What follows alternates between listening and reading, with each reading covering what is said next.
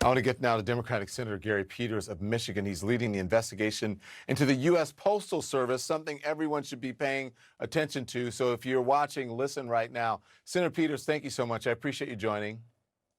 Great to be with you. Thank you for having me on. Okay, you say the new Postmaster General, Louis DeJoy, is behind these massive delays in our mail system. What are you learning from your investigation? Well, that's what we're trying to determine through this investigation is exactly what's happening at the Postal Service right now. All I know right now very clearly is that constituents all across the state of Michigan have been contacting my office complaining about what's happening at the Postal Service, that delivery times continue to get longer and longer. Today, I talked to Michelle Brown, who talked about her husband who needs medicines from the VA. Normally, when that is shipped from VA, she gets them or he gets them within 3 days. The last order took 12 days, and it meant he missed medicines that he absolutely needed. And when you think of what the Postal Service does every day in making sure that paychecks come to folks and Social Security checks, you get bills, and so you can pay on time, so you don't have the fees associated with it. You have to have on-time delivery, and yet over the last few weeks, delivery times have gotten longer and longer, and it coincides with a new Postmaster General that was put in place by Donald Trump. His qualifications for the job was the fact that he's a very big contributor to Donald Trump. And he's now put in procedures that I'm hearing from our Postal Service workers, the letter carriers, the postal workers who do the hard work every day.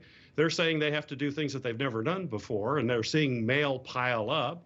They say there isn't overtime that's available. So as mail piles up, you don't have the people to actually get it out. The transportation system isn't working the way it used to. Processing is down. And now in the past, if mail started to pile up, they did everything they could to get it out the door and to get it into customers' hands immediately. And now the management basically says, well, just leave it, go home for the day. And then it piles up, and each day it piles up more and more. And as a result of that, we have delivery that takes a whole lot longer than it should. And it's, quite frankly, a serious problem for Americans all across the country. All right, let me in here, because you said a lot. You said there's a new Postmaster General, right? There were major changes in top jobs at the Postal Service on Friday. Mm-hmm. What do you know about what happened? Is this just incompetence that starts at the top with obviously the president and then appointing this person to be Postmaster General, who you say his experience is what, being a donor? That would, no experience in probably incompetence. What are you saying here? What's going on? Well, the fact that these policies went into place raises lots of questions as to whether or not they are effective. Were they tested? We asked questions. I've asked questions. The Postmaster General has not been very forthcoming, not just for my inquiries. And I'm the ranking member on the committee that oversees the Postal Service, but other committee or other senators also cannot get a hold of him to get answers to questions. When we initially asked him about the policies and procedures put in place, we got a response that these aren't national. Local post offices are doing it. Finally, they responded and said, well, no, they are national policies, and we are putting this out forward.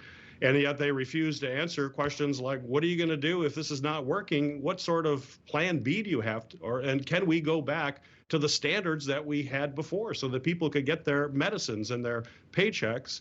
And certainly with an election coming up with vote by mail, by slowing that down, that's going to cause a whole host of problems in a fundamental aspect of our democracy, the right for people to vote and make sure that their vote is counted. So this is truly a serious issue. I'm glad you brought that up, because that is going to be one of my questions. But let me ask you this, is where you're talking about the people at the top in the post office. DeJoy and his wife, Aldona Was, the nominee for ambassador to Canada, by the way, have been, what, 30 million, 30.1 million and 75.3 million in assets in U.S. Postal Service competitors or contractors. That's according to financial disclosure documents. Isn't that a huge conflict of interest? I mean, what are you learning about that? Well, I've joined with some of my colleagues. We've asked the Inspector General to investigate that, because clearly it is a flashing red light. There's no question about that. We need to have an IG investigation into that, certainly. But in the meantime, we have to fix this critical situation for Americans across this country who are not getting the mail delivered on time. Something that the Postal Service has been able to do for over 240 years. And to see it slow down the way it's being slowed down right now is really unacceptable. Senator, what you're doing is very important.